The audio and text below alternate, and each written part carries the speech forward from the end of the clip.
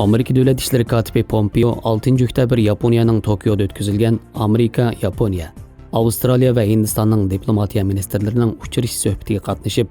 Hindi Tinch okean rayonidagi jiddiy bexatarlik masalasini muzokara qilgan. Ba'zi kuzatuvchilar Pompېيoning bu qatimliq safarining eng muhim ahamiyati Xitoyning kunsiri o'zini yolg'iz qo'yish va do'st yo'q mushkulotni gavdalantirish ekanligini ko'rsatdi. Amerika Tashqi ishlar ministrligi 3 dekabr bayonot e'lon qilib, dövlət İşlىرى katipi Pompېيoning 4 oktyabrdan 6 oktyabrgacha Tokioda ziyoratda bo'ladiganligini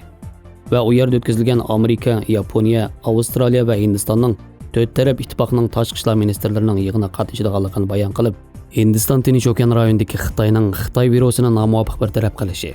dövlət bexatarlik qonunining Hong Kong nusxasi, Janubiy dengizdagi jiddiy vaziyat va Xitoyning Din va Sharqiy Turkiston Uyg'urlarini va boshqa musulmonlarni rahimsizlarcha bostirish qatorliq jiddiy masalalarni muzokara qilganligini ta'kidlagan. Tokioda ziyoratda bo'layotgan Amerika dövlət İşlىرى katibi Pompېيو Yaponiyaning yangi bosh ministrini adolatning kuchi deb maqtab, Amerika Yoshihide Suganing Yaponiya bosh ministri bo'lish sifati bilan ikki davlat o'rtasidagi uzoq muddatli ittifoqni kuchaytirganligiga ishonganligini bildirdi.